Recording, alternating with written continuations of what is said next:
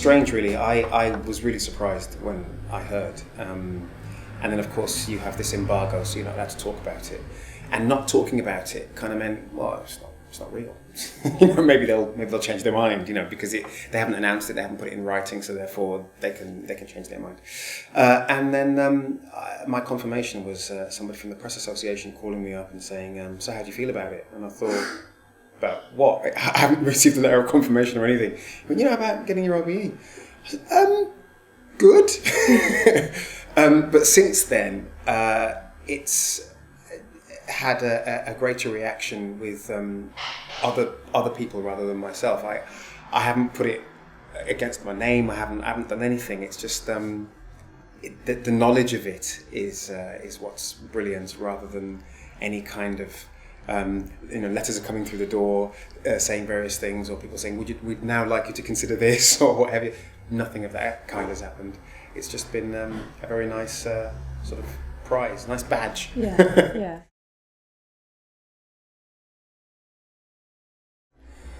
I think new writing is incredibly important for the theatre. If theatre's going to survive and be accessible and relevant to future generations, then those future generations are going to have to reinvent the classic plays that are around now, but also find new ways of using theatre to communicate to that new audience. And as our technology creeps forward and our references change and our vernacular changes, then we're going to need new plays to reflect that and reflect those the new complicated situations that people will find themselves in. Yeah, no, it's incredibly important. And I like the fact that writers up and down the country are constantly doing seminars and workshops, and you're being encouraged to practice or go on courses, and that's very, very strong in New York and in LA. It's also very strong here, and I think that's very important. I feel and have always felt that RADA is a hub when it comes to nurturing the talents that are needed for our creative industries in performance. I'm so kind of proud to have trained there. It's really nice to walk around and have that kind of stamp on your endeavours. The fact that you trained in this building and in that way with those experts concentrating on every aspect of performance. I think RADA's place in nurturing new talent is unquestionable, really, be it writing or directing or acting or the technical arts. I think it's fantastic. Some people will find discussions about art in this era of austerity quite superficial and a little wishy-washy and perhaps a little precious. But the millions of pounds that is generated every year by people walking into art galleries, listening to music, going to concerts, going to the theatre, which is thriving incredibly, watching films. People will watch films, enjoy films, think it's fantastic, and then go home and think, actors training, well, I'm not really sure about it. The two things are very, very closely related. We have an excellent tradition in the performing arts in this country. We have that excellent tradition because we've spent time, money and effort encouraging, nurturing and teaching young practitioners, be it in dance, be it in singing or directing or acting.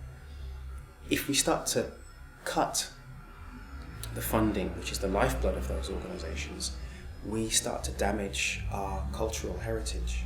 It is as simple as that. Our culture is in the hands of our artists, be it architecture, be it painting, or even when people go out and buy clothes and want a certain designer or something, that is art, and that has to be learned, and it has to be taught, and it has to be funded. You start cutting back on those things, we're going to start losing our position and our excellence in those areas. it's quite a dangerous thing to do. And also, a last point is that I believe for every pound spent on the arts, performances and buildings and galleries and so on generate £3 for that £1 spent. It makes absolutely no sense to cut or to talk about cutting the funding. I think it makes sense on a balance sheet if you're used to working with numbers and you just go X equals Y plus Y. It works there, but looking around at the way the city works every year, every summer, the amount of tourists that come in and walk around our city and go to all of these places, it doesn't make sense there. I think theatre is very important to the local community. I think when you take an individual or a group of individuals and you put them together, wherever they are, that is a community. And people are constantly trying to find their voice, what represents them. Listening to a piece of music, what represents you, what says for you things you wish to say but you can't put into words. That's when writers, their art becomes important. That's where, if you want to express yourself, even with what you wear, that's when designers become important, as I've already said. And when you watch a play, or watch a film, or listen to a radio play, a lot of the time you're listening to actors reenact people going through extraordinary circumstances. And if you've ever been through extraordinary circumstances yourself, or what you take to be extraordinary, those voices act as a kind of balm. It's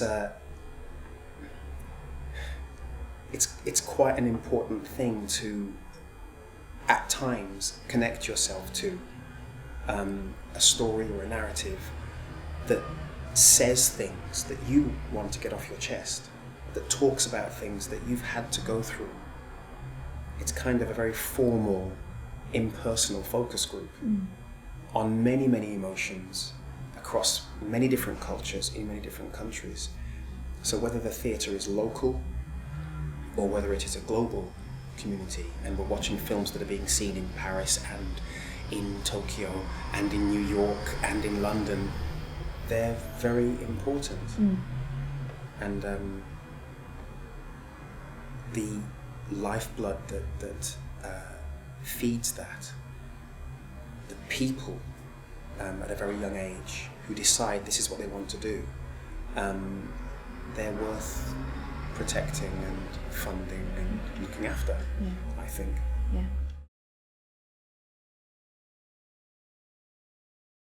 My first impression of RADA was, I thought it was really grand, of walking into that building with these two statues above the door. It was the name more than anything. It wasn't the size of the building, which, by the way, is much bigger now. For all of you who are training there at the moment, it's much bigger. But walking in, coming from Birmingham, where I came from, and coming down to London to audition, and then coming down to actually attend the school, and the stairway, the way it opened up like that, and had the photos and the awards things, and I was in awe, and I couldn't believe that I was going to start training in the same building that trained some of the best actors on the planet. Very excited, very scared, and I did feel very, very small. As the course went on, I didn't feel so small. Being able to work with an expert on voice, with just 3 other people in the room, most of the time on your own, I really got a handle on what I did that was going well and what I needed to work on, areas that I was weak in and areas that I was quite strong in, always with a view to making sure that when I left the academy I was going to try and be the best actor I could possibly be. But then it just felt like a big company. Yeah. These strangers from Northern Ireland and Liverpool and from London themselves, from Manchester, from Scotland, from America, all of these strangers gathered together, talking about the same subject, listening and trying to practice the same art. We became this this sort of 3-year acting company. We got to know each other very, very well.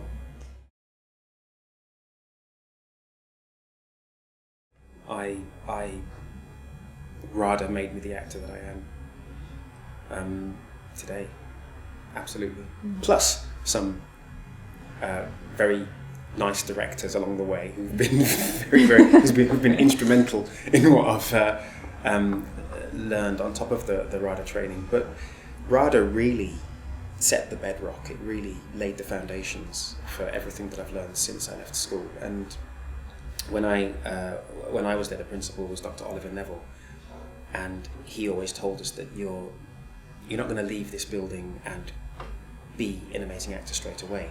What we're doing is we are creating the framework for you to go out and learn and keep learning and keep getting better. And he said, don't be surprised if you leave here and then in 10 years after leaving RADA, suddenly you think to yourself, oh, I know what I'm doing now.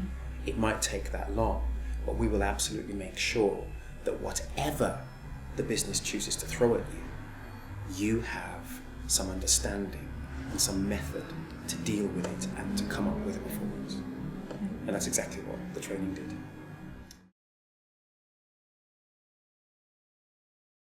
I have had the good fortune to work with a lot of actors who've come through many, many different drama schools. And the more I work with so many other people from different countries as well, the more I see that if you're a good actor, you're a good actor.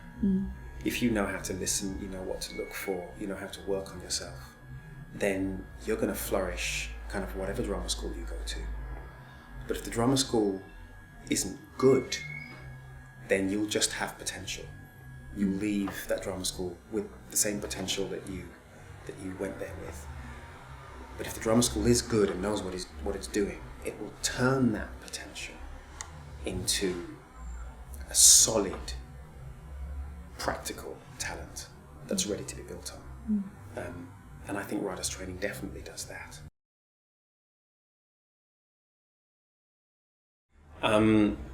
The experience of watching a film at RADA, especially if it's an MT Live broadcast at RADA, is it's paradoxical really, because you're in a building training actors, surrounded by theatres, watching a film screen of a live broadcast from another theatre with actors who are speaking the lines at that moment in another theatre as you watch it. It makes it an event, and it therefore increases the poignancy of just watching a film. You're not just watching a film, it's a one-off. You will not see this again.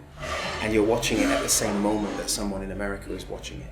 I was in LA meeting with a casting director, and he was talking about the NT Live broadcasts and said that he finds out when it's going on, he calls his friends, they get together, they book their seats, and they're sat there in the afternoon in the middle of sunny LA watching this cinema screen with a live broadcast coming from another country.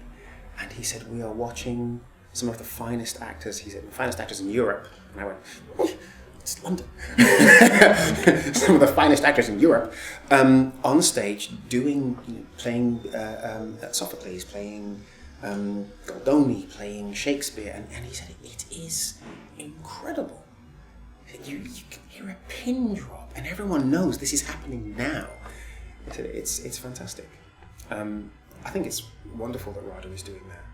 And I think having a screen at RADA is just as important as having theatres there, really. For students who I hope can film their work at the school and then have it broadcast on the big screen and watch themselves and take note. That's part of the learning process.